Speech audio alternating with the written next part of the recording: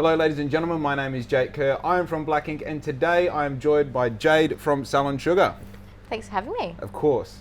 I'm going to start with, like myself, you're someone who is very well known in this town online because of your creative ability. Yeah. So that's fair to say? Yeah, I think so. I'm always doing something, so it's entertaining, I guess. Yep. I think I kind of got a wake-up call to it because I was talking with Riz. Actually, this would have been a couple of months ago. I was talking to Riz about, I forget exactly what the catalyst was, but it was something you posted, and for the lack of better terms, you were dressed up or you know, gone for a theme. Yep. And I was like, this is really interesting. Like, no one else does this. And Riz was like, yeah, don't you understand that she makes people look a particular way? So she's profiling what she's capable of on herself. Yeah. Yep. And that just like something clicked, and I was like, oh, of course. In turn, that gets me out there in so many ways, but for business, it shows my capabilities, something different. It's a creative outlet for me, and yeah, I just enjoy it as well. Yeah, I think it's cool when you like. I know I've got this thing now where I've got these pieces of equipment where I can like have a thought, I can design it, I can print it and cut it, I can make something, and then I can like literally just go wear that into town. I can you know, a new pair of shorts, a new shirt, and when you realize, like, I think a lot of people don't realize that they have a canvas. Yeah. All the time they have a canvas, and the canvas changes bit by bit. Yep. But man, like when you flick that switch, then it makes going to the salvos a whole different experience. Yeah. Because you're like, oh, I'm the mannequin. Yeah. Let's see what I can pull off. Let's be someone else today. Yeah. Yeah. Cool. Yeah. It's cool. That being someone else through the way you like change your aesthetic, I feel like that's become so like primed through like the past 2 years in COVID and everything. Agreed. And how you can make that aesthetic appear online. Yeah. It's all very, a lot has changed online with how you can perceive yourself. Like, that's what it is, I guess. Essentially it's how you want to put yourself out there. And so I feel like I've got so many variations that depends who I meet on that day and how I'm feeling. Yeah. Depends on what you're going to kind of get, and the person that I'm interacting with as well. So yeah, I like to put myself out there in different ways and different forms. Yeah, so that people know I'm versatile. Yeah. Adaptable. Yeah, of course. To my environment. Do you feel like there's any limit on like do you have like 3 ideas or 6 ideas or 10 ideas you're sitting on right now that you'd love to execute? 800,000. Yeah. 800,000. Even like, I've got to dress up for Halloween this weekend for work at the PAV. I've started managing the PAV on Friday nights. Okay, just for let's get to into do. that a little bit later on. Go back to that later. But I've got to dress up for Halloween, and I've got so many ideas. I literally went to a couple of shops yesterday after I finished work, and I was like walking around aimlessly, just trying to decide, is this one going to be better? Is this one going to be better? So sometimes that's why I'll do a couple of different looks because I can't decide, or always 1,000 ideas, too many thoughts. I feel like also once you're going back to that kind of canvas analogy, I feel like once you realize how many different angles the canvas has as well, you start going like, sometimes it is overwhelming. Like you don't know where to start because it's like I can make anything I want. What do I make? You know, you just have to start. That's it. You just have to remove that fear and start. I think the cool thing about this at its basis is that like we're artists. I don't know if you ever like, you probably, I don't know, went into it. No, I don't know. I just realized I'm an artist like real recently. It's like, oh no, you create things. That's what your job is. And then through that you kind of give yourself more permission to go like, well, oh okay, if I am creative, like what are the limits to that? No limit. No limit. Your limit is your mind. Yeah, absolutely. I've never thought of myself as an artist or even entrepreneur or businesswoman, or I've really struggled with that. I just have. And the more work I do on myself, the more I realize where that comes from and can dissect it and that. But yeah, essentially you are an artist, and how fucking cool, right? Amazing. It's like, if you figured out a way to monetize it. Yeah, absolutely. That's the biggest thing. Yeah, and it's, again, like you said, there's no limits, like from, you know, being creative and being an artist. There's so many forms. I get really passionate about it. I really enjoy it. I remember when I was like probably late teens, early 20s, probably more so early 20s, in my mind I was like, if I just at any point, just start doing makeup. In 5 years' time, I'll be the dude who does makeup. 100%. Like, 100%. It's such an untapped market. And I know, like, not that there's any problem with it, but I know there's plenty of gay dudes that do makeup. It's like being a straight dude that does makeup and knowing your shit and executing. Yep. I feel like now, if I had obviously if I had the confidence I had now back then, everything could be different. Yeah. You know, imagine taking what we know now to your early 20s, you'd be like, oh, I fucking would ruin this town, you know? Yeah. But that idea where that permission that I gave myself through saying, like, I'm a creator, what do I create? Yeah. It's like, I wish I could just go back and say, like, you fuck with that? Go do that. Why not do it now, but? Oh, because I'm building an empire already. Well, exactly. Yeah, I'm busy. But you do what, you know, regret. I feel like this is my biggest thing, you always regret not doing rather than doing. Yeah, for sure. Every time. So, like, you know, if you wanted to do something, then do it now. You'll do it better now than you would have then, probably, because you've got more skills and more knowledge and more experience. More strategy, more kind of approach to it, for sure.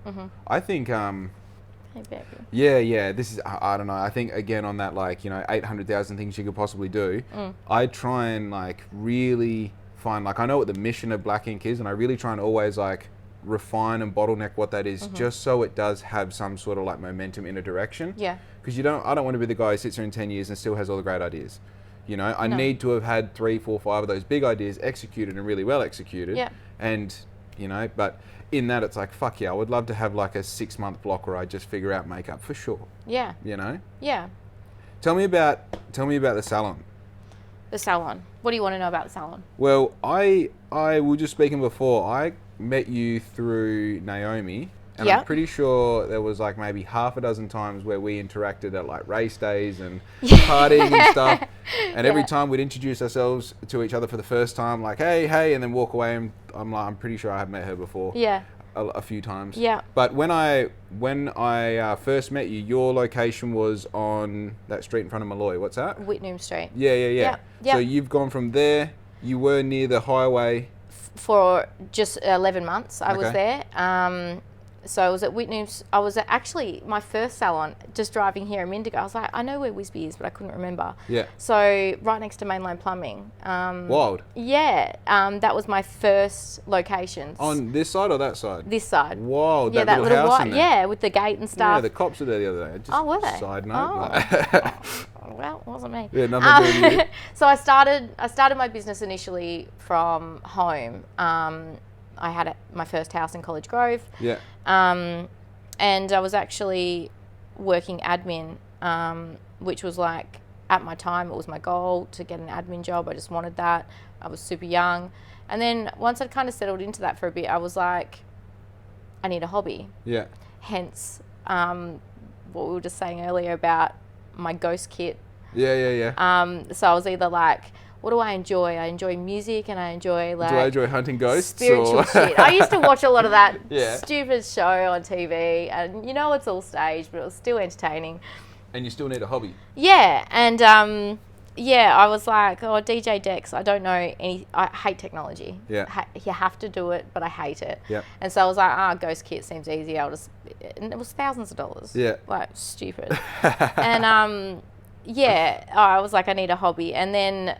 kind of as that fizzled out, I thought, well, you know, I'll do beauty. I'd already done a massage course. Yeah. That was my first kind of introduction into beauty, was this several modules, really intense, really spiritual. And I'd love to go back as I am now and do that course again. It was a Huna massage course, but it was very much working with, it was in the middle of nowhere, you know, in the bush with these random women, all different ages, hairy armpits, all vegans, like just working on vibrational levels and like chakra healing. And I had no idea. I was like, what the fuck's a chakra? Yeah. But that was my first introduction into it. And so when I was searching for something to basically enjoy, just something to occupy my time that I enjoyed, I was like, well, worst case with beauty, I can fix my skin. You know, I was young, I had acne, and I didn't know anything about makeup, and or I was like, best case, I could make other people feel good about themselves. So I did that training, and you know, as you do with you know, you do your case studies and stuff, you have to do practical. I would just practice and do my assignments on, work colleagues and things. Right. And as I passed, they were like, well, I'm going to need my eyebrows done again, or I'm going to need my nails refilled. So by default, you got that. So it was kind of their push that it kind of happened. Yeah. Like, it just happened really organically. And I started working from home after hours, and then I eventually left my office job for a job at a beauty salon in town. At the time, it was like, the bee's knees. It was really popular. And I went from, sitting down at a desk, for 8 hours, office chick job. Doing work, to on my feet doing, 6 to 8 hours straight of massage. And so at that point, it was just massage for the beauty shop you're working at? That was what I was most confident in. Yeah. And I did acrylic nails, which are two of the most strenuous jobs, massage particularly in the way I was doing it. Huna massage is a traditional Hawaiian massage. Originally it was done on the kahuna of the tribe, so only the tribe leader would get it, and it was like long flowing strokes over the body to simulate water, and it works on a lot of emotional release. Like, it was really heavy. And so doing that, and then doing, acrylic nails with all your chemicals and like manual filing and all that, it was a lot. And I didn't enjoy it. And so I left there and went into retail for a few years, and I loved that, really loved that. And I was able to bounce off, people going to events, and I was managing bets at the time. Oh yeah, that's fun. Yeah, it was really fun. Yeah. I met a lot of cool people, and still people that I have so much love and respect for to this day. Like, it was really cool. And as I kind of was there longer, I was getting busier at home. Just friends of friends would tell friends of friends, and and then the biggest step I took, and I was thinking about it this morning, I was like, that was probably the biggest risk I took, was quitting a full-time job and working for myself, just out of a room at my house. Crazy. Yeah, it was just insane. And to be honest, if I never took that risk, I would have never been where I am now. And you may still have a job. Yeah. And all the joy that has brought, and all the people that I've connected with, and over the years, just brilliant. Yeah. So, yeah, there's wins in risks for sure. 100%. Yeah. So between the home setup and Whitnum, what was the step there? Because that's a massive step. Rent, outgoings. Yeah, huge. So I went from, it was at College Grove at home. Yeah. And then I got to a point where one room turned into two turned into three. Right. My partner at the time was doing FIFO, so I was able to utilize everything, and it was super private, which was really nice. But it got to the point that when he was back, it was like he was banished to the shed, or out to the motocross track or something. He get away, you can't be here. And so it was like, it's time. So I went to 146 Forest Ave. Oh yeah, that's right. Sorry, yeah. And I was there for just under 2 years. So I was renting from. Is that commercial there? This is the thing. So moved there, did my setup, was so pleased, and it was such a different vibe to Whitnum Street. Such a different vibe. It was more spa, pedicures, lots of massage, lots of facials, really relaxing, water fountain and candles and tranquil, soft, and really gentle and beautiful. And wouldn't talk in depth with my clients on even a 2% scale to what I do now. It was a great starting point, but Bunbury was particularly smaller then, and such a different vibe. This is going back like 12 years ago, maybe. Maybe even longer. Anyway, within 6 months, it was like 2 weeks before my grand opening that I was doing. I had reps flying in from Melbourne for my skincare and staff to do consultations, and it was all a hype. Wow. Someone had contacted, friends of friends of friends or whatever, and next minute there was question about my zoning and the.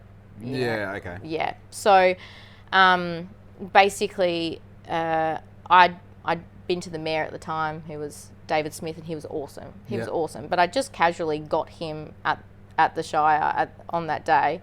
I was like, am I cool to operate at 146 Forest Ave before I move in? Yeah, no worries. Went to the business advisory place at the time. It's just an advisory place. They have knowledge on what they have knowledge on, and anything else it's not concrete though. No. I went to Harley Global, they were called at the time, which is a separate planning place, and that had 3 points of yeses. So I was like, you beauty. Moved in, fully established. Yep. And then bang bang on the door. It turned quite shit actually, because they basically wanted me out immediately, and I was like, this is my it's a running business income. And income. I have a mortgage, I have bills like everyone. Like, I can't just pack up and leave, and nor do I have the money. I'd put all my money into that place already.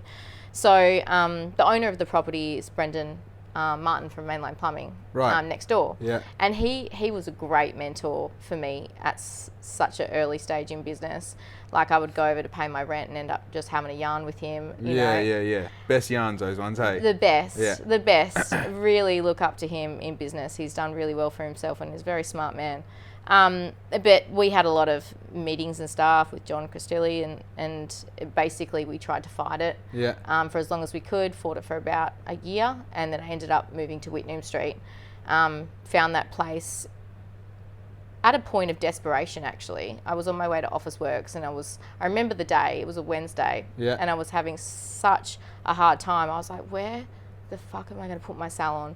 And it was all that, what are people going to say? What are people going to think, And I remember driving down Whitney Street, coming back from Officeworks, and I looked at the place across the road where I think it's like Integra is there now, but they weren't there at the time. And I remember looking at that place, it was for sale, and I was like, nah, it's not going to work.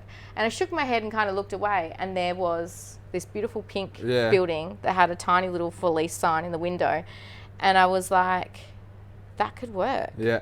I knew I needed parking after dealing with the council, and all the trouble I had at Forest Ave. I was like, I know what I need now, and I was there for a full decade. That's crazy. Gave, employment and made so many people happy, including myself, just brilliant. So much love for that space. What, so have you been a solo operator, or have you had people working for you? No, so, I hired my first staff member on Forest Ave. Yeah. And then when I moved to Whitney Street, she come with. And at my peak, I had 6 full-time equivalent. Wow. Which was huge. Yeah. A great team. Still touch base kind of with every, as you would. Yeah. Even if you don't touch base on them, you run into them at Fitzy's every now and then. No, you just watch them grow on Instagram and things as well. And you go, good on you. Bloody oath. Yeah. Okay. For my male listeners, which is most of them. Yep. What happens what are the things that you can have done to you in your salon? What goes on? So you could word that much differently. Well, I know. You can have done to you. Yeah, no, the services or the treatments you can. There you go. You know what I'm trying to say. Giving you shit. That's changed over the years as the business has changed, and as the business have changed, as I've changed, as I've got staff, things like that. Yeah. Originally, like I said, when I was on Forest Ave, it was more a different concept. It was more the beauty pampering side of things, spa treatments, facials, manicures, pedicures, all that sort of stuff. But as the business kind of grew and as it got bigger, more clients come, I got staff, I was able to really hone in on my niche, which now is eyelash extensions. Yeah. Particularly eyebrow waxing, but I do all facial waxing only. Yep. Spray tans and makeup. That's all I do now. Right. My kind of debrief that I got on your services were that you did everything in one spot, and for a long period of time in Bunbury, you were the go-to person to 100%. To have the whole lot sorted out. Yes. Under one roof. Yes. Yes, and very much thought that was the concept that I wanted. I really wanted to, I guess, be greedy with the consumer and really for them to be able to come and have everything done easily. And so as I had staff, I was able to, offload certain things that they enjoyed, different parts of beauty and stuff. And then I was able to do the harder things that were and still kind of are a little bit harder to get that consistent quality service. Things you've kind of niched yourself into through like, passion and obviously experience at this point. Like, so I reckon if you do anything for 15 years, dude, you don't have to think about it. Like, I used to fear so many things in my business, like, you know, certain treatments that I was like, oh, you know, literally, I can be studying in my head on a totally different subject and just doing lashes and having a conversation with the client. It is insane that my body actually does what it needs to do. I don't do lashes, my body does. It's just muscle memory. It's crazy. Yeah, I know. I mean, the amount of times with this heat press, it's once that handle goes down, you cannot move it, you cannot change it, and if you fuck it up, it's a garment wasted. And like I did probably a dozen garments this morning, and I'm listening to a podcast, I'm chatting with Riz, I'm slamming the lid down. It's like, look at you go these days. You're exactly breakfast. Right. You just do the thing often enough, and it becomes like that. Like driving a car, like walking, like running, like popping a wheelie. Yeah. That was the example I was going to use. I'm like, nah, that's too on the nose, but fuck, I can do a wheelie these days. Hey. Well, so I have noticed that like it's almost fashionable to be opening your own home set up in anything, you know, hair, lashes, they're the two I can think of off the top of my head. How do you feel about that? I started from home. That's where my business organically grew, and to be honest, and I'm so transparent with anyone that I talk to about this, I never, when it was just me at home, and even when I started doing weddings and needed to, you know, have someone just to clean brushes, and I'd pay them a couple of bucks. So it wasn't just me on my own. I had some helpers, but I never felt like a business at home, ever. I felt like it was just a hobby. Which that's just me, and I couldn't get past that, which is why I got out and did more with it. Now that I'm back at home, I'm not completely fulfilled. I'm not. For 2 weeks I was. I've been there maybe 9 weeks now, and a lot's happened in 9 weeks. But and I've got an amazing studio, like, you know, it's off the side of the house, it's got ocean views, it's 2-story, it's completely... Oh, beautiful. Yeah, it's great. It's great. Like, I should be, and I'm grateful, but I'm just not fulfilled. Back at home, I just don't feel like... It doesn't satisfy me for some reason, and I don't know why. So watch this space with that. Yeah, this is a cool thing about being in the position that you, and I would say I am in as well, is that you just begin to, once it starts, doesn't stop, you live intuitively. And that feeling that you've got is like, this is cool, and like, fuck cool. But I know what I need in the future, and it's not this. I'll never do anything in halves. Never have, never will. Even through the growth, and, you know, like, I'm not materialistic at all anymore, and I used to be so materialistic. Interesting. I would have, like, I don't know you great, I would have said that you are materialistic just from like the flex, you know what I mean? Like, I've seen you wearing very beautiful things before, and I'm like, that's they're leftovers from the old Jade. Okay. And I'm not gonna I'll probably sell them at some point, but for the minute I'm like, oh, it's there, I'm gonna take a $5,000 Louis bag to Kmart, you know, like, that's nuts. But honestly, like, there's a collection just in a pile in the spare room, and I'm like, I really need to get rid of them because someone else can enjoy them. But as far as the business goes, I've always had premium fit outs. I've always done it great. So my space at home at the moment is beautiful, and I should be, part of me's almost mad at myself because I'm like, I should be satisfied, and, you know, so many people, this would be their ultimate, and yet here I am in a great house, you know, like I left my house for 2 years, and I've come back to it, and for the 2 years that I was away, I was like, I think that's what I need again, is that stability. And now that I've got it, I'm just like, interesting. Okay. I understand it, but I'm just struggling to be like, why can't you just enjoy being in that space, grinding, paying your mortgage, paying your bills, and then just eating and sleeping like everyone else at night? No, I think not enough. I mean, there's a whole bunch of things that are happening at once here. I think one of the big ones is like giving yourself that permission to constantly grow and progress and change and be, you know, I think a lot of it is like growing into something, but it's also like reducing all the shit away, like, you know, you being a concrete block that's chipping away all the bits and pieces till we find out who you are underneath. I feel like, you know, that is a process of life. And I mean, shit, I mean, for example, I went to Europe chasing down this girl that I was in love with, and she was going to live in Europe, and I ended up meeting her there, and she said, no, I'll come and move back to Australia with you, and then a month later we broke up. Yeah. It's like, I feel like, even now, I feel, that was years ago, I feel like a fucking idiot for doing that. But I would have hated to have not known. I was going to say, what did you learn from that though? Oh, I learned that like so much. Every time that you, I mean, yeah, that's exactly, where do you start? But every time you have that feeling, like, especially now, I lean into it. Like, I've got a feeling, let's fucking go. Yeah, you have to. Even if it's a worst fork in the road I'm going to take, it's worth it. Yeah, you chose, and you have to own it as well. You have to own that decision at that time, and you have to be prepared to fail or prepared for it to not work out. And if it does, you have to own it. And that there will release fear. And fear is the number one block of us doing anything in our lives. Anything at all. Like, once you discover that, you know, you take off, I don't know, you look at it as a whole and you go, we're all literally human beings. We're all capable of whatever we want to do. Yeah. If you want to, you know, be a politician, if you want to be a scuba diver, if you want to, you know, whatever, you can do it. You just have to do it.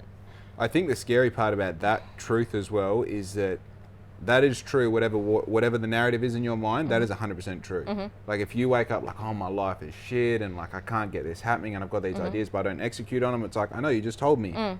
That's exactly what you are. Yeah. You know, and it's like the connection between understanding that voice in your head is always right and being able to manipulate or navigate that voice so that every day you wake up and you go like, oh, I'm a bad dude. I get things done. Yeah. And by the end of the day, you know what you've done? A heap of things because you said that I'm going to go do them, you know? Yeah. Part of me wants to disagree with that. I shouldn't even. No, dive down it. I'm keen for the... Part of me wants to disagree with that because, like, despite what people would potentially think, or even, you know, what I put out there, no self-confidence at all. None. Interesting. None. It's all a fraud. It's all just fake it till you make it. Yeah. But there has to be an underlining something that drives you. Like, I get up every day and be like, you're a piece of shit. Interesting. I do. And it doesn't, you know, don't do it deliberately or to be morbid or, you know, depressive or anything like that. I honestly think that I'm capable of doing so much better than myself. Yeah. Yeah, so it's a constant battle, and I think that battle against myself keeps me trying to be good enough for me. Yeah, I think, I might be drunk. No, I think we're right in everything we're saying, because like one part of me is like, sure, the fake it till you make it thing is 100% like, that's the shit. For me, like right now sitting here, I might be a fucking cup full of hot air, I don't know, but I'm pretty sure I'm the man. Yeah. Like, I'm pretty sure. Yeah. But it took years of me convincing myself that I'm the man and going like, okay, let's argue in the favor that you are the man. Let's look at the results. This is in the past year, you know, and then the year before that, and the year before that, and it goes back through careers, it goes back through being an athlete, and it goes, you know what? Just for the sake of me enjoying today, I'm the man. Yeah. And I'm now at a point where I 90% believe that. So I do believe that there is a way of rewiring what you're saying.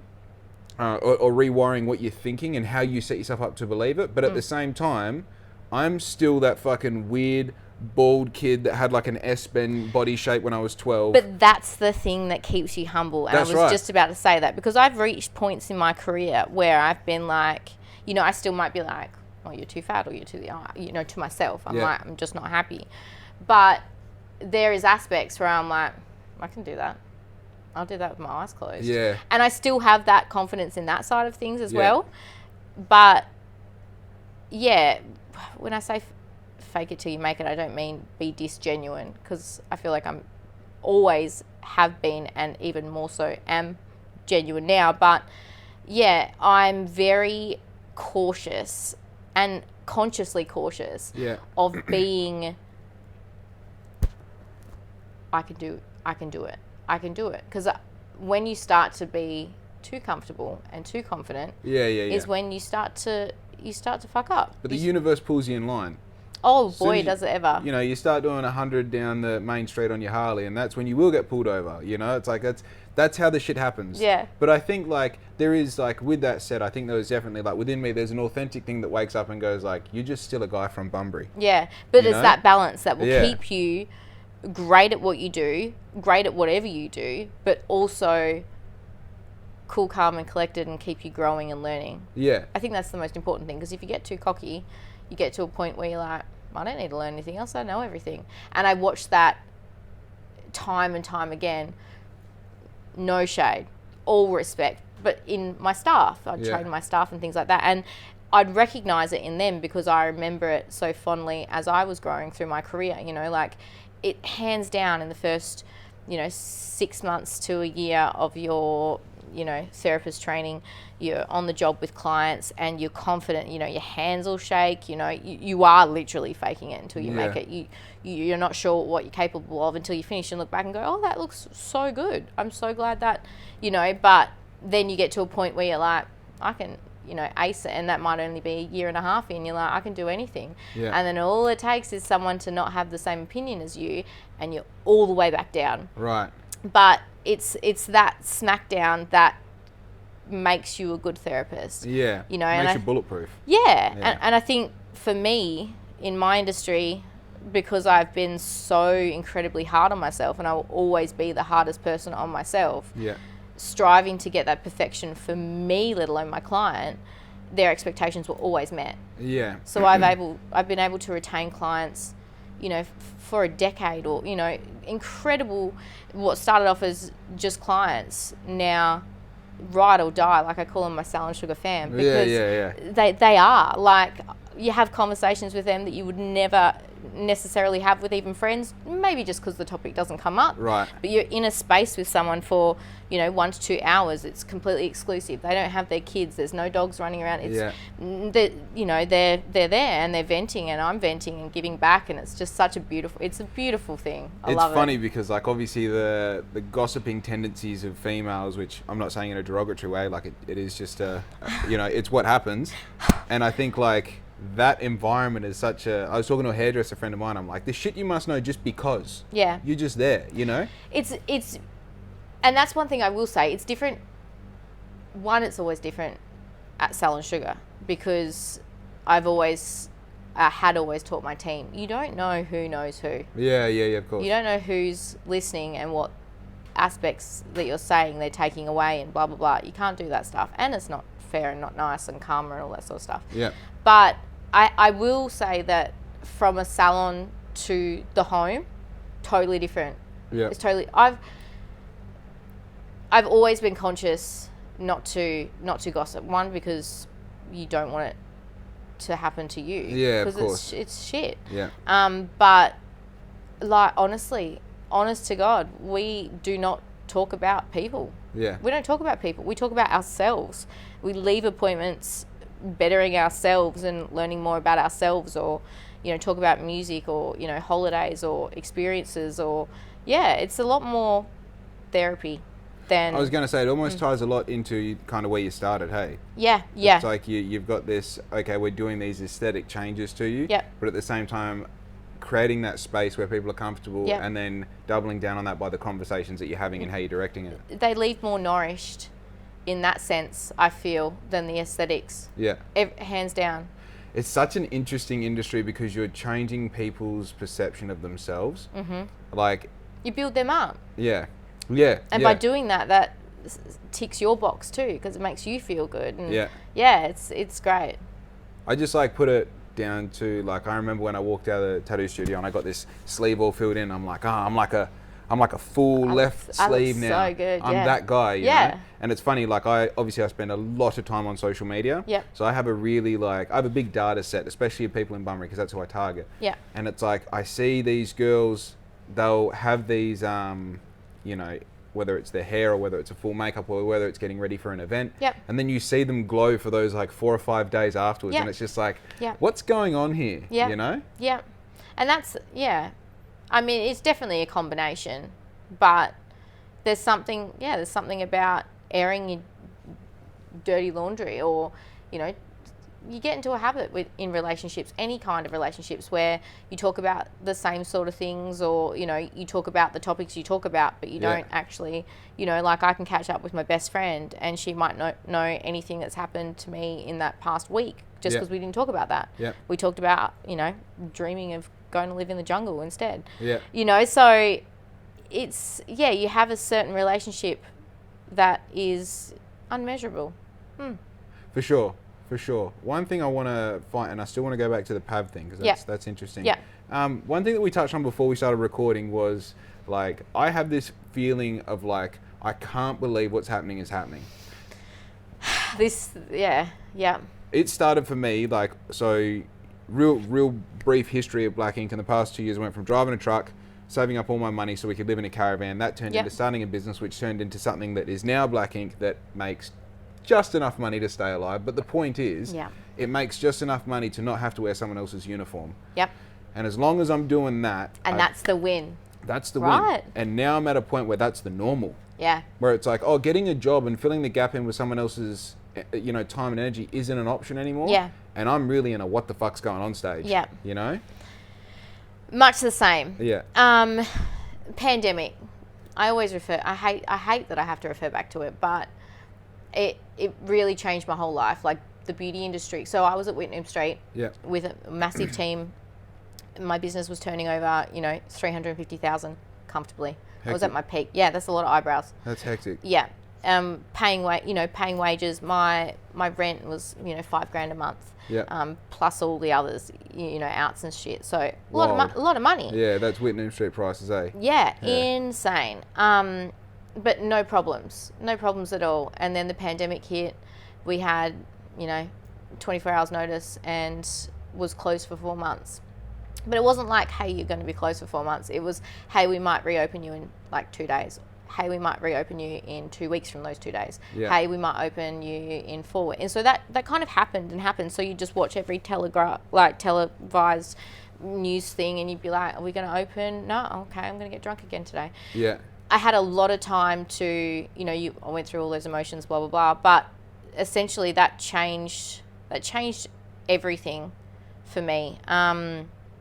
And I forget where I was going with my train of thought. I've lost it. Feeling free and how... Yeah, so everything changed from that. And so I had to lay off my staff so they could get the job seeker because they weren't entitled to job keeper because we were closed in that first industry category. And so by the time the T's and C's of the job keeper come out, we found out we weren't eligible. Yeah. So all that sort of bizzo.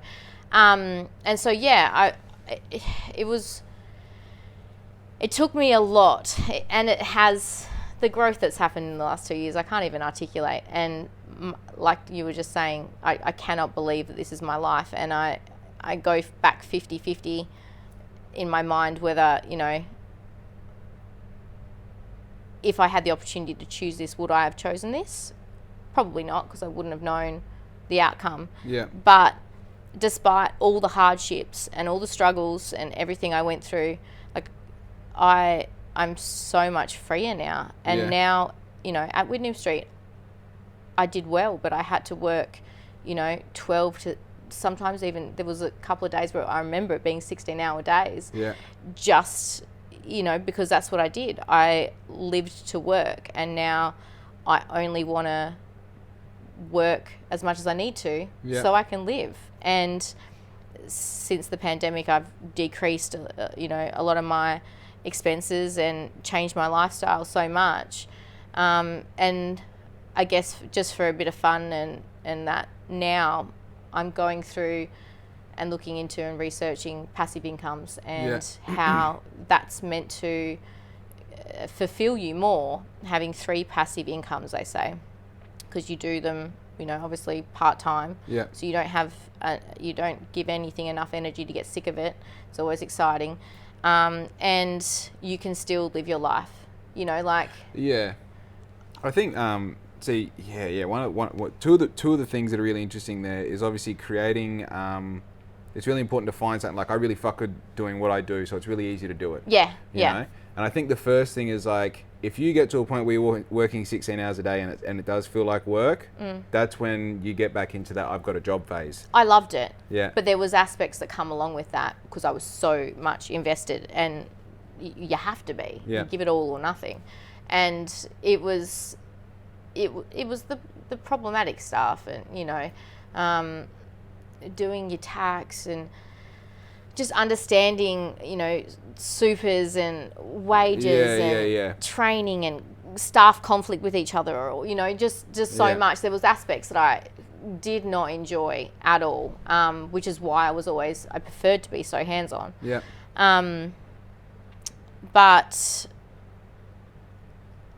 I look back now and I've realised that I was just working myself to the bone. Like, I wouldn't take lunch breaks, and I used to think that was something to almost boast about. Yeah. I'm so busy, and that was great. That's not great. It's not great. Yeah, if it's not your thing. Well, just in anything. Like, I used to remember driving to work every day, and, you know, it'd be like 7 o'clock in the morning or something. I'd see people running along the beach. And I remember the feeling of resentment for that person who I have no idea who they were. But I'd be like, oh, I wish I had time to run along the beach. Yeah. Now, with my understanding and my awareness and growth, I look back and I'm like, we've all got 24 hours in a day. Yeah. We all have the freedom to choose how we spend it. And I think that understanding alone has led me to where I am now. I'm so much freer. Am I completely fulfilled? No, but I definitely wasn't then. Yeah. I just wasn't more so now. Yeah, 100%. Yeah. 100%. Sometimes it takes driving past that person running at 7 o'clock every morning for 3 years or 4 years or 5 years, and you realise, like, 10. Fuck, I want to be running along the beach at 7 o'clock in the morning.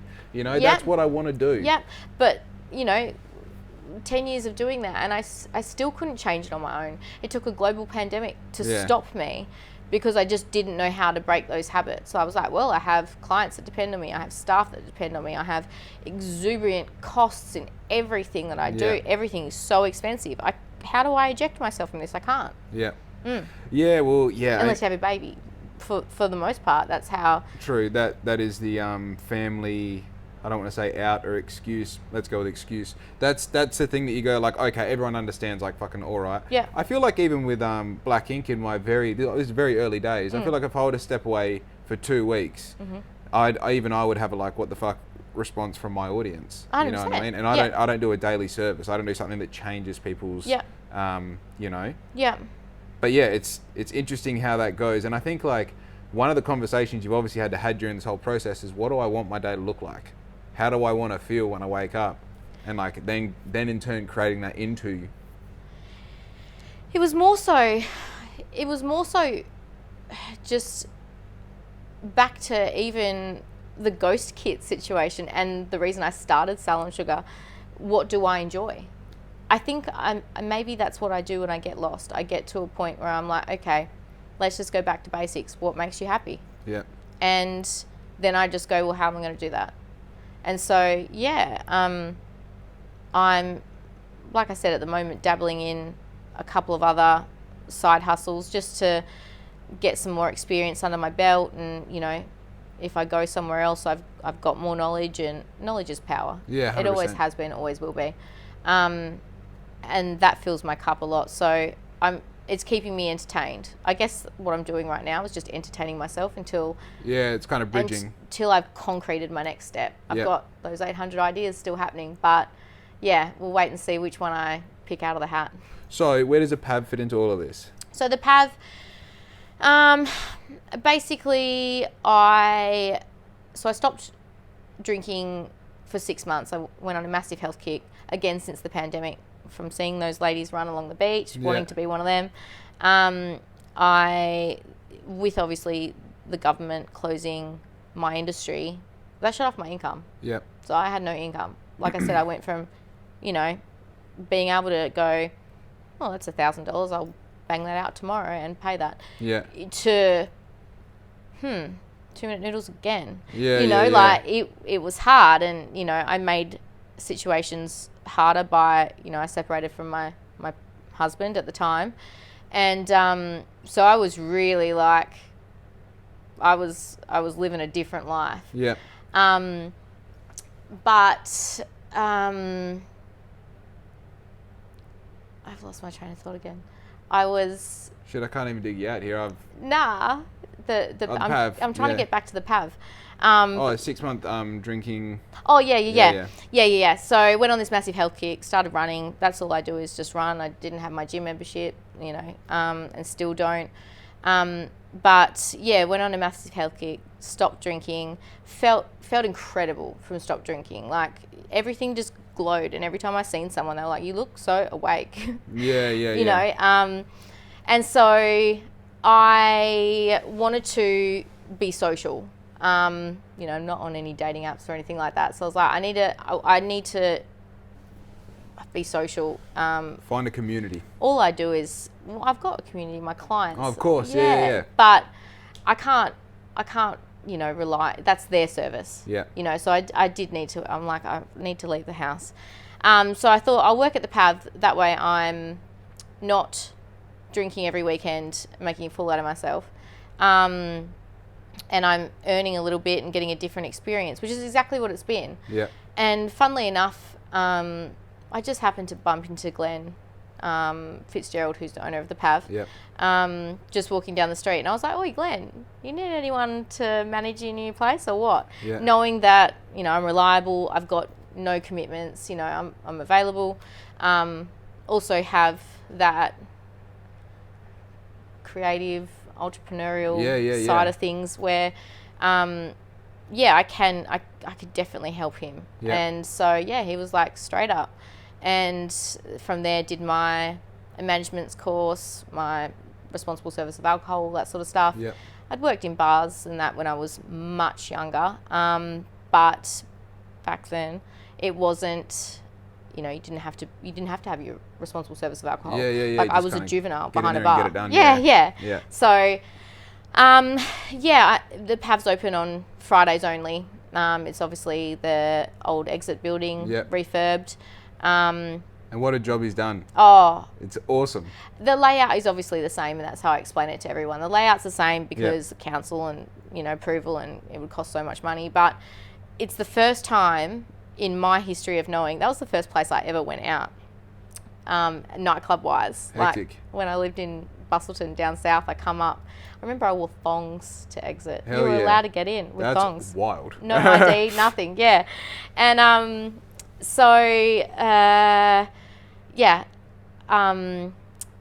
he's done an amazing job. It's all fresh. It looks different. There's a different concept. The demographic is a bit of a mature age as opposed to Fitzy's. I did notice that. The PAV seems to have that real, like, sure, it makes sense going in there like 18 to 25. It makes a lot more sense going in there 25 to like 55 seemingly. Like I've seen some, I remember the opening night was a Thursday night and I was sitting across it right on Burgers. And there wasn't anyone under 30 walking in there. Nah. But a constant stream of them. Yep. I was like, what is this? And they're the messiest. Who did he market this to? And how did he market? He put it in the newspaper. That's how you got them in there. Yeah. Sent out a friggin' Morse code. Oh, I've got them all in my Rolodex here. I'll just send them some snail mail, an invite to put on the fridge. Yeah. And so that's been really different. Really different. I mean, it hasn't stopped me drinking. And because all I do is finish up at the pub and go over the road to Fitzy's. Naturally, yeah. Well, you don't have to wait for that fucking line. It's easy to go in. Oh, it's like, I'll just stop in for 3 hours. Yeah, just stand there, listen to the music all night, and I'm like, I'm keen for a dance. I'm too like 100 miles an hour when I'm sober. Yeah. So when I'm on the piss, that line is the worst thing in the world. Yeah. I get antsy with even people that I'm there with. I'm like, don't fucking touch me. Yeah, give me that cigarette. Nah, I'm the happy drunk. And in saying that, I went out in Perth a couple of weekends ago with one of my staff members, ex-staff members. It sounds awful. I don't like saying that to staff members. Just temporarily not employed by you just staff friends. members. Yeah. Just collab person. Yeah. And we went to the court, and that was a line. Oh, holy moly! Like Fitzy's line looks nothing compared to. It was like ×4 of the Fitzy's line. It took so long. I thought I was going to die in the line. This is like being in Bunbury and having to wait for 2 rotations at the traffic lights. You're like, this is fucked. I'm going to be so late in Perth.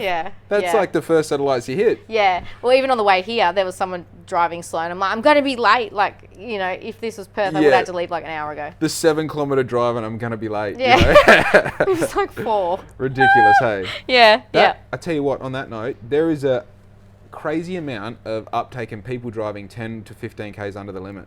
Even more. I'm like, isn't it illegal to go under 20? Yeah. I had a person sitting on 30 Ks per hour on that street that comes onto Wisby here, and that's a 60 K per hour street. And just coincidentally, every time that I observe this, they seem to always be old. Yeah. Right? They do. And it's like, I get it, like you're holding on, but now you're dangerously holding on. Yeah. It's just like, they can barely see over. You like, I try not to do the old, when I go past, like, you know, looks could kill, mine would. But I'm just like, yeah, come on. Come on, bro. I feel like when you're going past people in whatever situation in the car, you almost have to not look at them. So that way, if they're thinking that you're upset, you just go like, oh, nothing fucking worries me. And then it's all on them. I got no care. You're worried. I'm not worried. Yeah.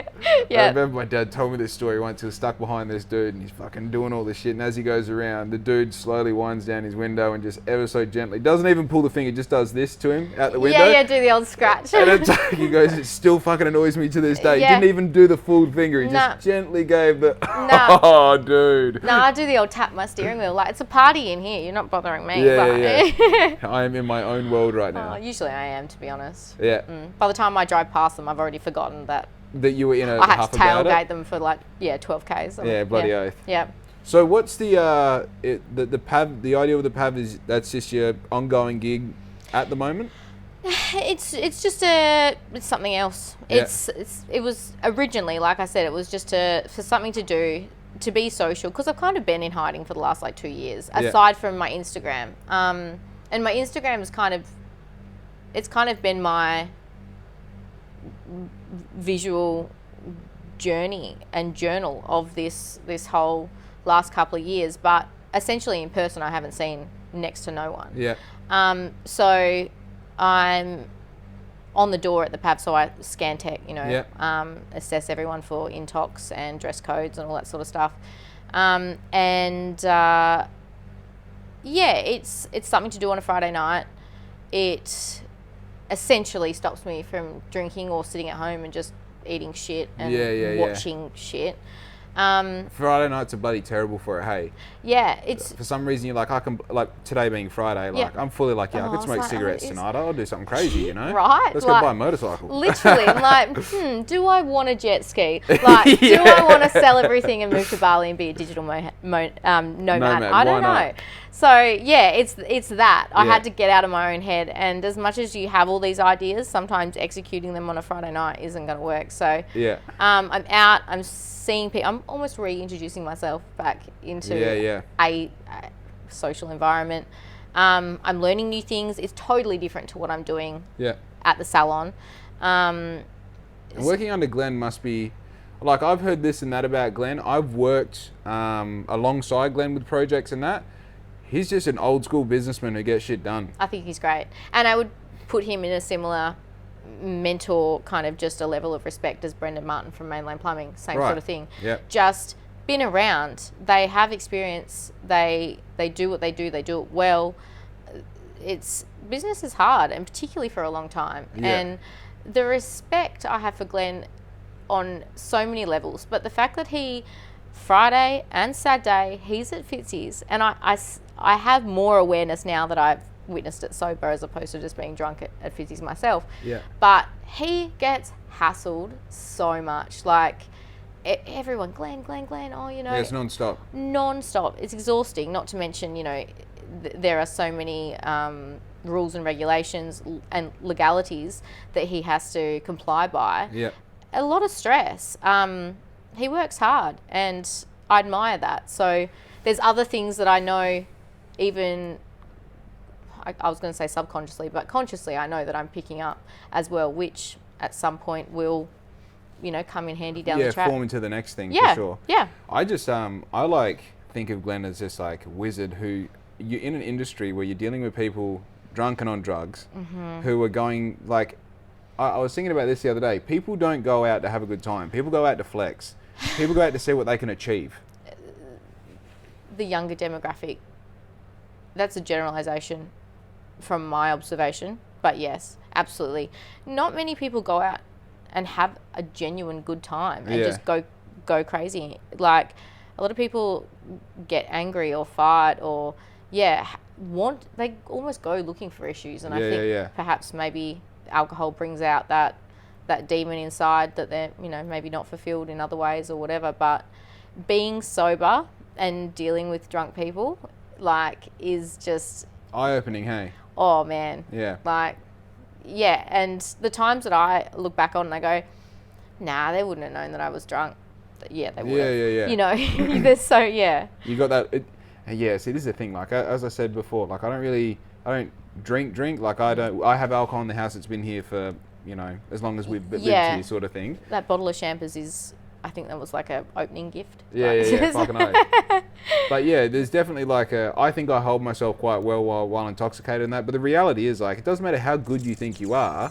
You're there to begin with. It's 11 o'clock on a Saturday night. You're there. Yeah. And it's whatever your pupils are doing or whatever they're doing, but you've just got to look. You've got a gloss to you that says, I'm not sober. Oh, when they're talking to you, there's no personal space. I think that's the first thing, not just everyone. People know you're intoxicated on some level if you're talking to someone 10 centimeters away from their face. Yeah. I don't do, I need personal space. And again, even just something like that has been such an eye-opener. So many eye-openers. Yeah, and again, hats off to Glenn Fitzgerald for making, as much shit as Fitzy's gets. There is no one... Oh, it's brilliant. I don't believe there's anyone who believes in their core that it's a bad venue. No way. It is a good venue. It's got multiple places. It's got a massive smokers area. Yep. There's a place where you can go to be quiet. The toilets are now even good. Yep. You can get a drink usually under 5 minutes at any time of the night. What else do you want? The staff are wicked, actually. That's probably one of my favourite things about working at the PAP. One, I haven't been an employee for over a decade. So it's really different. I have noticed that I naturally treat it as my business in a sense. I do everything with the same care, and I love that. That's just who I am. Yeah. But it's different being an employee, and the people that work there, God, they're great. They are great. They work hard. They work such long hours. Yeah. They tolerate so much. Yeah. And I stand out all night in the cold. I can't wait for summer. Yeah. Stand out all night in the cold, and you basically, the concept of I'm working and people are partying, and I have to wait for them to stop partying before I can go home to sleep and eat. It's crazy. Yeah. It's crazy. It's party at home, but then it's don't wouldn't party have a job. Home. Yeah. Drink more. Yeah. Get a double. Yeah, exactly. Yeah, it's an interesting concept. The nightlife is something. I used to be a club photographer. Yeah. And it's doing that for a couple of years, you just realize you're fuck doing this, Because the reality is you're just sober around a bunch of people that aren't sober. Yeah. And your shoes are sticking to the floor. Oh. Sorry, it doesn't matter how many times you mop. So it's there. It's embedded in the wood. It's over. It's filth. And it'd be perfect at the start of the shift. By the end of the shift, you're I go home, my shoes are gross. Yeah. Gross. Yeah. Everything's gross. Based off what you told me about especially Whitnum, you obviously identified that the experience that you create for your customer and the emotion that you leave them with is really important. Mm-hmm. It's equally as important as the service. Yeah. I would say, because aside from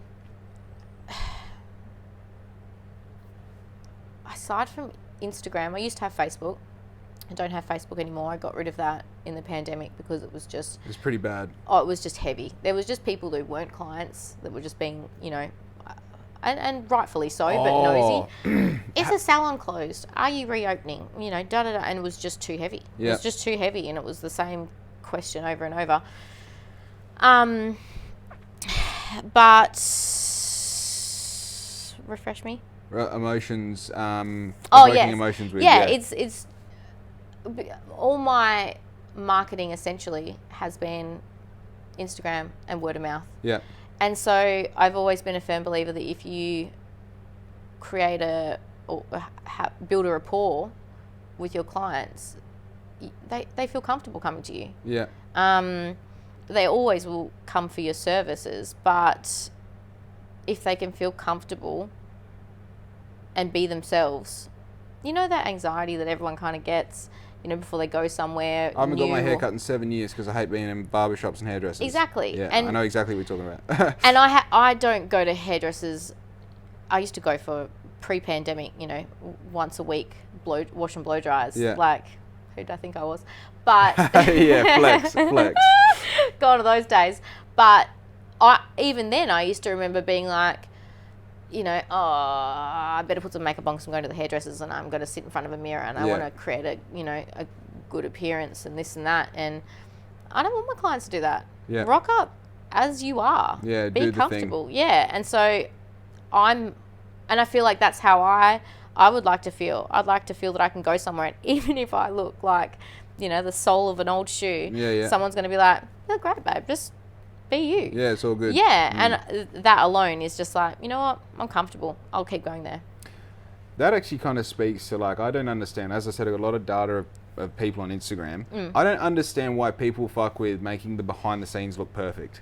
Like, your gym wear shouldn't be perfect. No. It should be the shit that you're just like, I'm chucking on shorts and this, I'm gonna go hurt myself. Yeah. And then I'm gonna go have protein, and then I'm gonna look good. I've done all the work to look good. And then when I go out tonight, I put the good shoes on, but people are making their whole life about the flex in the behind the scenes. It's like what you're talking about, like wearing heels to the place where you get your eyebrows done doesn't make sense to me. No, you know? You're there to be groomed so you can look good later. Right. You look good when you leave, but you feel good essentially. Yeah. I mean, the gym flex thing, maybe that motivates someone. Like, I know that I probably watch my stories or my highlights or my memories more than anyone else would. And particularly on the health side of things, like, I like to look at my before and afters and that makes me feel good. Yeah. And if I post them, you know, every couple of months or whatever, it's for me. It's for me. I suppose everything. But I did used to be quite meticulous. Yeah. Meticulous, Yeah. With, you know, I don't have an extension cord in the background of that story or, you know, like always have a filter in this. I feel like for me it changed in the pandemic because everyone got a bit more real and a bit more vulnerable. Yeah. And so maybe that's not been the case for everyone. But for me, like I said, my life changed so much and even my friends and my support group changed so much and things got so heavy that I used my Instagram stories as, just this is what I'm doing because no one's asked. Yeah. So the people that do care can see, she's still, she's still doing all right. And also, if it's almost like reporting. If you're reporting these things that are happening, you're saying to yourself, like, no, this is important enough that I'm telling the world. Yeah. You know? Yeah. Well, I thought, I'm going to put this out there because otherwise if I don't post it, people think I'm doing nothing and I'm doing a fucking lot. Yeah. Like I would only post, and to this day, 10%, if that, of what I actually do in a day. Yeah. If I posted all the shit, people would be entertained constantly. Yeah. And also like how much shit, it's same with Black Ink. People say you're constantly doing stuff. I'm like, I only give you the highlights. Yeah. This is the filtered stuff. Yeah. But when you post so regularly, I think on social media, you eventually get to a point where you're like, that'll do.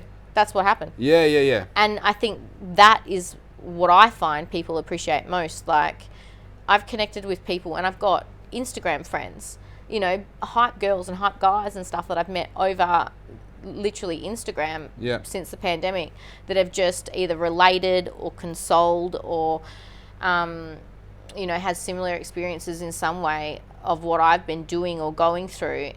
And it really has, almost what I incorporate in my salon with that good feel, look good, feel good thing. Yeah. It's the same as on Instagram. People will hype you up. They hype me up, then I in turn.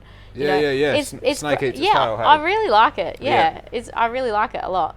I think people with Instagram have this like idea that social media is this thing that is like almost bad.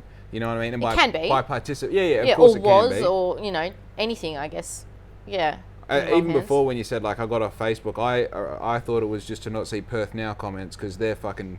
Are they? Dude, you seen Perth Now? No, you know what Perth Now is? It's like the news. Oh, the news thing? The news, yeah. See, I don't watch news. So 90% of the articles they put up are fucking rubbish. You know what I mean? Okay. Like there was one on there this morning. Woman gets slammed for having a full trolley's worth of discounted products from Coles. Like that's not news, is it? You know, that's nothing. That's the opposite of news. That's shaming someone for getting a bargain. Right. Are you jealous that you didn't get those bargains? And like the thing, you think that's bad? The comments of people who were like, I have a microphone, I need to yell something into it. I agree or I don't agree for this, and like haven't even read the article. Yeah. Whatever. And I mean, that side of social media, fucking terrible. But different platforms are different. Like for me, Facebook was a more mature as in age. Yeah, an older demographic. Older demographic, and recognizing my primary target market, you know, was not that. Yeah. And also, it was the Help a Sister Out. It was for me. You know, there's a page called Help a Sister Out. And it's built on recommendations and stuff. And it was, you know, my clients were beautiful at referring, but also when you're at full capacity or when you're going through a pandemic or, you know, whatever, is just a lot. Yeah. And then you have to see, you know, there's always the, you know, people who, like you said, want a microphone and... Yeah. Now they got to yell. I just didn't want to see anyone else being shamed in my industry or otherwise. And it was a lot of that. Come see my friend. She's cheaper. She's better, you know, like... Yeah. Or whatever. And it would just hurt my feelings knowing that that person is an artist and they are trying and, you know, they're doing well, and just let them be. Yeah. I think through my experience in obviously what's going on here, I've definitely, like, I see people doing stuff now and I'm like, go do it. Right. Go do it. Yeah. You know, I don't think it's that great, but what do I know? Yeah. You know, and like we said before, do that for 15 years, you're going to be the man. You're going to be perfect. Yeah. There's this one girl that I see running along the beach, and recently I seen her yesterday morning, and I feel like she's where I started. And I see her pounding that pavement. Yeah. And I promised myself the next time my window's down, I always like to wind down my window down when I go on the beach because the sea breeze blows in, blah, blah, blah. Yeah. Next time my window's down, I'm going to just give her a big yeehaw and be like, go girl, because she is killing it. And the fact that she's just started, that's half of it. And it's hardest to start. Yeah. Yeah, so I think we just should be all building ourselves and each other up as opposed to tearing each other down. Yeah. It's funny you say that Facebook is like, let's say 35 plus, right? Yeah. And I feel like those guys have no idea how rude they are. They don't realize that the lack of tone and the lack of intention in their comment means that it's going to be perceived however. Yeah. And most of the time when you're in a whole pack of dickheads, you're just a dickhead as well. Yeah. You know? Yeah. And it's like they say, you know, here's my opinion. And it's like, hang on, well, hey, Rodney, calm down. Okay, Rodney, no one actually cares. No one actually asked you. Yeah. And then on top of that, it's like this, you know, like our parents sort of attitude. We just like, just tell them how it is, you know? Yeah. Just no need to beat around, tell them how it is. On the internet, you can't tell them how it is. Yeah, depending on the execution. And like, I'm all for people, like, I will value someone's opinion. I will absolutely, that's your opinion, you're entitled to that 100%. But if it's going to tear someone else down, what's the point? It's not necessary. I will then cheer on someone else who's willing to tear you down because you teared them down. And what a vicious, awful cycle. Yeah. And that's a vampire in your energy. That's a vampire in their energy. Yep. And that energy we could have been using on something else has now gone to, I'm going to attack you because you attacked them. None of this matters. Nah. But I can't decide whether it's come with age for me or whether it's come with all the changes and growth and stuff since COVID. But like, I used to see someone else's success, and this is super honest, but I used to see someone else's success internally as not as a threat, but you know, it's not my fail, but I would feel like that. Yeah. And hey, it's okay, Louie. It's okay. Who dat? No, she thinks it's me. Oh, but you're here. Puppy. Hey. Yeah, if you don't get onto her, she'll go nuts. Go nuts? It's okay. I know. Hey, chill. You stay here. Stay here. Should I let her go for a bit? No, hold her. Definitely hold her back. Yeah, otherwise she'll just take it as a cue to go. Come here, girl. What are you doing? I do know that feeling though.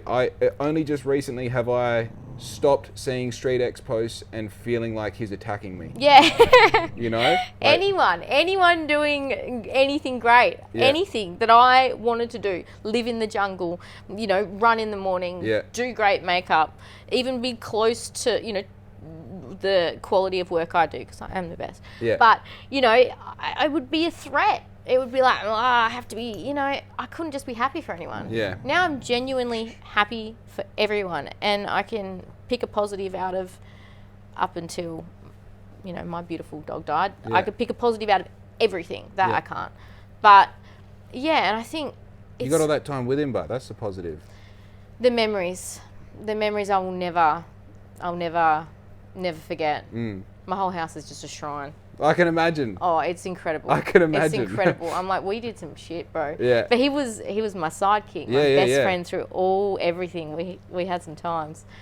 But yeah, I didn't realize how much that, I feel like there's a toxic energy ball that just forms inside you when you genuinely can't be happy for someone. Genuinely, without being jealous that they've got this or, you know, whatever. Yeah. And now that's the freedom, I think, that literally makes you feel so free. Oh, interesting. That's the freedom, is being able to be happy for people. Yeah. And it's just like that, toxic. That toxicity bleeds into your emotion and your actions, because I feel like when I had that before, like when I was driving trucks especially, locked in a cab 12 hours a day. Because you're not happy. And you just like, you're driving past people who on a Tuesday afternoon are going out for lunch, and you're like, fuck these people. Yeah. You know? Yeah, absolutely. And you look for fault in everything. Yeah. Anything that you can have an opinion about. And negative. And again, maybe that's what people on Facebook are doing, you know, like negativity over positivity. Yeah, maybe they're living lives that they secretly or subconsciously hate, living lives of desperation, and the only way that balloons out is on Facebook. I genuinely think so. And they might not, like you said before, they might not even realise how insensitive they're being. It's just a lack of patience, care, whatever. Yeah. Yeah, because they just don't have that awareness, or they're just not happy, or... Moral of the story is just be happy. Yeah. Make yourself, what do I enjoy? And every time you go to comment something on Facebook or Instagram, just really look at the comment. Like, I comment at least 100 times a day. Oh, do you? Yeah. On Facebook? Or on Instagram. Oh, okay. And that's like, each one of those comments, you won't find me being negative. You won't. No, God no. I'll like throw some humor in there, like any chance I get. But if it's at the cost of anyone or anything, it's like, fuck, man. I comment so much. I don't need to be. This isn't worth it to me. This one win, right? And if people are commenting a normal amount, which may be 5-10 times a day, if I can do it 100 times and be diligent before the sun's even come up, then you can be better as well. Yeah. So it's like, you see these Perth Now comments, and sure, I'm still adding fuel to the fire by even looking at it, by following it, sure. Yeah. But like, I look at that and it's just like, why, guys? Why? Boredom. Lack of fulfillment. Yeah. I spend time on my phone in blocks. Like, I'll have phone time, and it's not scheduled, but I'll like pick up my phone. I'll be on my phone for as long as I feel, and then it's away. It's away. Like, I'm the worst. I'll take 2 days to reply to you, or you know, I've got at least 25 DMs just pending. Yeah. And it's not because I hate anyone. It's never personal, ever. I always do worry about that. That's one thing I do worry about, what other people think. I don't want them to ever think that me not responding or replying is them. It's just ADHD. That's a conversation in itself. People having that, like... But again, it stems from being unhappy and unfulfilled, and that lack of confidence, blah, blah, blah. But I now look at it as a big picture and go, at the end of my life, I feel like I'm going to get this report, and it's going to be like, you spent 25 years on your phone commenting on Perth Now or whatever. Yeah. And I don't want that. Yeah. So I will very rarely comment. I'll comment on someone else who has hyped me up, because when I see their posts and see them happy or see them succeeding. You want to celebrate that win? Yeah, or even if they're going through a hard time or something, my heart will warm, because I'm like, I genuinely have fire for this person inside me, so I'm going to give them some love. Yeah. But I don't do it a lot, because I don't want that report at the end of my life to be like, you wasted this much time. You spent so much time on Instagram. What were you doing? Yep. Fuck all.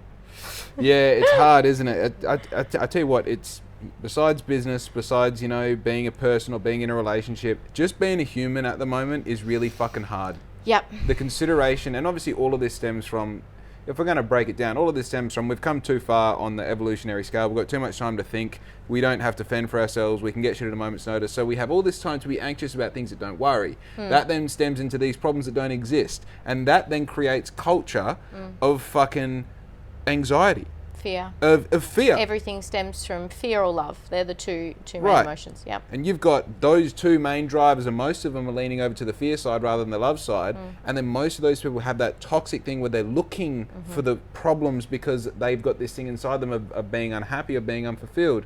So it's like being like, I've got fucking 100 solo podcasts and about 10 podcasts with people out there in the ether that I constantly think about, what have I said that'll fuck me up in 5 years' time. Oh, don't live like that. But that is an example of this 2022 living, you know? Yeah.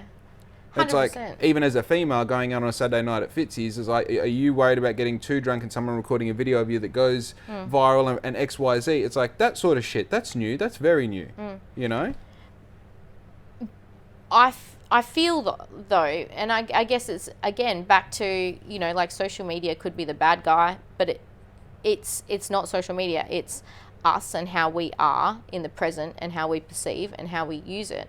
If you are in a good headspace, or you're a creator, or you're constantly looking to improve yourself, you'll go online and be inspired. Yeah. And if you aren't, and you're, you know, fulfilling your life with shiny things and comparing yourself to your friends and constantly trying to be better for the sake of the Joneses or whatever, then you're going to go on there and be like, I want to screenshot that lounge room because I want mine to look exactly like that. And yeah, I mean, it works.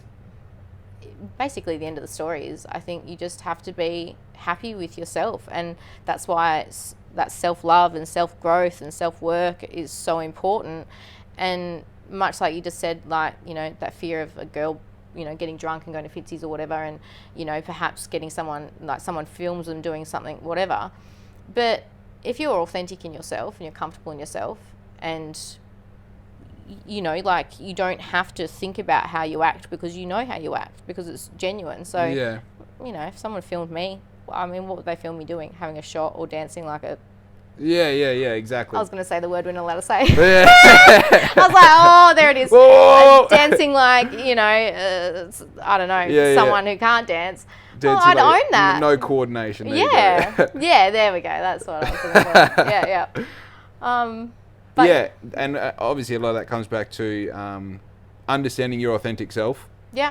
Being able to, like, represent your authentic self, especially online, is a big thing. I think that's something that, like, has been part of my success so far, is that I'm starting to get what black ink is. Yeah. And, like, I'm just like, cool, I don't really need to fake much anymore. Yep. I can just go, no, this is what I think is cool. Yeah. Do you want to buy it? You do? Cool. Yeah. I want to do the best. Actually, that's where I was going before. The emotion connected to, like, the experience that you create for people is actually, I feel, at its core in my business, and I would say the same for your business, is what you're selling. Because I know that, like, getting people to go onto my Instagram, my website, go to the product to purchase it, to pay for it, that's all very hard. But to impress you when that thing arrives at your house is actually the hardest. And it's something that, like, a lot of businesses, like, how many things have you ordered? You pull it out of the post bag, it's in a plastic bag, you order it, it's folded with the same shit that everyone else gets. It's like, that's not, what's that? And I paid $80 for this? I'm easily pleased. I'm actually quite easily pleased. You know, and not that I ever am, probably ever again, but, you know, if I'm going to Louis Vuitton and paying $5,000 for a handbag, mate, I want all the fruit. I want a glass of champagne on arrival. I want them to treat me like I'm their only customer. Yeah. But, I mean, to be honest, I would probably not feel that way now. But it's the little things for me when I receive something in the mail or whatever. Like, I mean, I don't even barely shop anymore at all. But, you know, even if something comes in a plastic bag, if it's like that, you know, that recycled. Yeah, the matte. Yeah, and it's like kind of hazy, and it's like, I'm like, oh, that feels nice. Like, that's enough. That's enough for me. Or a ribbon, or a bit of twine. But still, we're talking about more than nothing. Yeah. You know what I mean? Yeah, I'd still be happy with nothing if I liked the product. Yeah. So I think I really go with that. And it's probably because of the feedback that I've got that people go like, oh, I love getting your stuff, but it always arrives the same. Have you ever got anything from me in the mail? No, but I see a lot on. Yeah, so the bag with the thank you card, the stickers, and like everything's handwritten by me. I think that is what's selling. That's what's keeping my customers warm more so than the product. Well, it's that creating a rapport. Yeah. With your consumer. And I started doing, because that's all I could do during COVID, I was like, how am I going to eat? How do you monetize? Yeah. So I was doing deliveries on the stock and the products that I already had. Yep. And same sort of thing. I've got like Salon Sugar, little, almost looking like Mentos mints, like they're custom made. I'd put them in there. Always write a thank you for, supporting me during these uncertain times. Yeah. And would deliver it, put some special bits in there, maybe a couple of testers, maybe some herbal tea bags or whatever. It was just special because everyone was struggling. So they were going to get a great skincare cleanser or whatever, or an eyebrow pencil, but they were also going to get a card saying, I appreciate you, and if you need me, I'm here as much as you're there for me, hands down. Yeah, you keep going back to like, if I was a customer, what would blow my mind, or what would I appreciate? That's like, I always think when I get shit in the mail, because I'm like, every dollar to me is worth. I was just trying to think. Yeah. I don't know. A good product predominantly. Yep. Fast delivery or service would be, something that's going to be convenient. Again, very easily pleased. True. Yeah. Tell me, you've had the experience of going to Louis Vuitton and spending thousands of dollars. That's something that is out of my ballpark of my head, just because it's like, that's probably never going to happen. What's that like? Yeah, they do treat you pretty great. Yeah. Like they do. Gucci's the same, they're just very, very attentive. Yep. And I guess that's something that I've always adapted for my clients as well. Like, mid-service, are you comfortable? Do you want that chair up or down? How's the temperature in here? How's this? How's that? Is that eye watering? Are you okay? All that sort of stuff. Yep. There's nothing I won't do to make my clients' service better. And I guess the same sort of thing. And I did used to always look to the bigger brands, the prestigious brands, because they're popular for a reason. Yeah, they've already figured it out. Yeah. And any business, particularly over East or internationally, I would always, because they're always so far ahead of us, in so many ways, but I'd always look at their services, their layouts, their setups, and be like, well, what can I bring back and do it better and put my own spin on it? Yeah. But yeah, you do anything you buy at any of the designer shops, they ask you if you want a beverage. Whoever you're with gets a beverage, even if they're not buying anything. Yeah. The place is immaculate. There's no dust. There's no crumbs. Every time they pull out a bag, they've got cotton gloves on and stuff. Like, wow. It's the full deal. So how long does that experience last? Like, if you're going in there to buy a handbag, is that like a half-hour thing, or? Depends. Obviously, if you want to be in and out quickly, I get that. But like, what's the sort of? About half an hour, even longer sometimes. Yeah. Depends on how many people are in there. Depends on, how many people you've got working with you as well. Like, if you continue to look, they'll wait for you more. It's like, no, I'm just here for that. I've been saving up for that for like 3 months. Yeah. I know exactly what I'm here for. Yeah. But I'll pretend that I'm looking at this, and this as well. So I get this more would go champagne. well with this, wouldn't it? Like, it's double the amount. You're like, next time. I'll come back. Yeah. I'm going to do some walking around the city. I'll come back after. Yeah, don't come back. No. Crazy. And I'm guessing the packaging for, bag, box, bag. Bag, always like your paper carry bag, then always a box, then always a dust bag. Within that, there's a leaflet, which is your receipt, but it's in a separate cardboard folded. Yeah, like a service manual for a car. Absolutely. Yeah, exactly that. So good. Yep. So you got your receipt, and then you've got your information about the product you've bought as well. If they really think you're going to spend some money, you might get a couple of perfume samples or something. Yeah.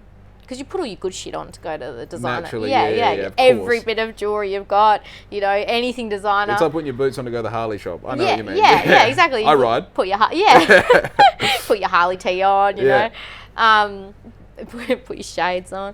But yeah, same sort of thing. It's very well marketed, and it's great. Yeah. Paper's quality, it's not just like smooth paper, it's like got that everything is thought of. Everything. Yeah. They changed so this is about Guess, which is not nowhere near what Louis Vuitton or Gucci are, but it's and a more affordable designer. So they, every season they change their logo. Every single season. And I never used to understand it. It used to actually irk me because I used to like their bags a lot. And I'd be like, I liked their logo last season. Why did they change it? I know because I've spoke to people. They liked it too. Yeah. Why have they changed this thing I don't like as much? It's because of all the knockoffs in other countries. So they can stay ahead of the curve. Absolutely. And so if someone just bought that bag with that logo, they know that it's a fake because it's not available from the genuine store anymore. So they were always switching it up, which I loved that. They were always changing faster than their competition could keep up. And I definitely implemented that, particularly at Whitney Street. Because when you're ahead of the game, or, you know, when you're doing well in your industry, in, you know, any area, you're going to have people who just go, I'll just do that. By the time they're doing that, you're like, oh, that's cute. I've done that. Yeah.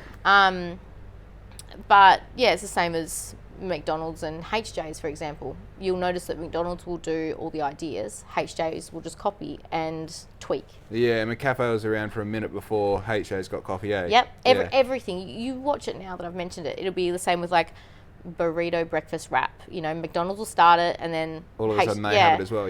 So McDonald's are doing this thing I've noticed, and it's like a eco-friendly, environmental, sustainable, you know, packaging. They're worried about calories. They're trying to make things more healthy. You watch HJ's will be next. They'll be right there. Interesting. So basically, McDonald's spend all the money on their marketing. HJ's save all that money by just waiting to see what McDonald's do.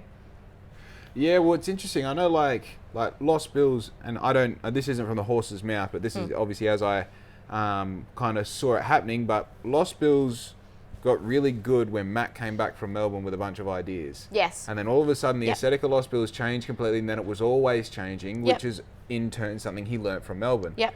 And now, would you believe it, he's back in Melbourne. It's like, that's such a great example of like Lost Bills for a hot minute there. It's like, oh, Lost Bills is the vibe and play. And it still does have that vibe, but it had that real fire for a while. Yep. It's like, because he took something that was already, not that it's a bad thing, but he saw what was working and he implemented it. Yeah. See, that's, I wouldn't, and only because I have, over the years, so many years, have seen it done and felt it and know the pain and how frustrating it can be. So I would never copy someone in any industry and just do it. I would always, how can I improve this? Yeah. So like, you know, the first time I went to America, I went to a lot of salons and day spas and stuff over there. Yeah. Nothing like anything that I'd been to here at all, here or over East, anywhere. I was like, this is insane. So I'll take this model and the things that I think work for me, because obviously much different scale than, you know, like the spa at the Bellagio in Vegas to, you know, 146 Forest Ave. Yeah. But I would be inspired by something so incredible and so far away that would make me unique by putting my own twist on it. Yeah. So that worked really well for me. But I think it's the same as like, you know, as I said before, like it brings me to tears watching what Daniel Bradshaw does with Street X. Like I watch his marketing campaigns, I'm like, where the fuck did you come up with that? You know? But then, I mean, you would have followed the whole international shipping thing that I did. Like, yes, I dude, did. How fucking hilarious. People still think I'm starting a shipping company. Yeah, amazing. It's the best marketing I've ever done. Amazing. But that's a great example of like, okay, there's this way of building a narrative around the product and then marketing the narrative, not even the product. And the product sells just because it sells, you know? So with that in mind, it's like, okay, cool. I've taken that inspiration. What is that when I interpret that into black ink, into the black ink language, what does it look like? What does it feel like? What does it sound like? And when you like start having those conversations, then that creativity just, you know, it goes crazy because you're like, I've got the bones of it. Just fill it in. That's all it takes, is that inspiration.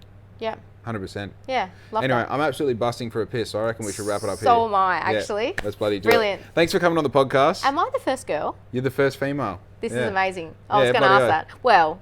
Oh, Louie's been, actually, she was even on podcast number 1, so. Oh, you're the second girl. Female. Yeah. Second bitch. Bloody oath. But thanks for coming on. I really appreciate it. Thanks for having me. It was great. Of course. Anyway, don't forget, like and subscribe to everything. Go on my Instagram page. Give me all the love. 100%. And your Instagram page is? Business is Salon_Sugar. And my personal is, I think I'm Sugar Hub on everything now. Sugar_Hub BB. Oh, hell yeah. Check it out, guys. We are officially out. Yo!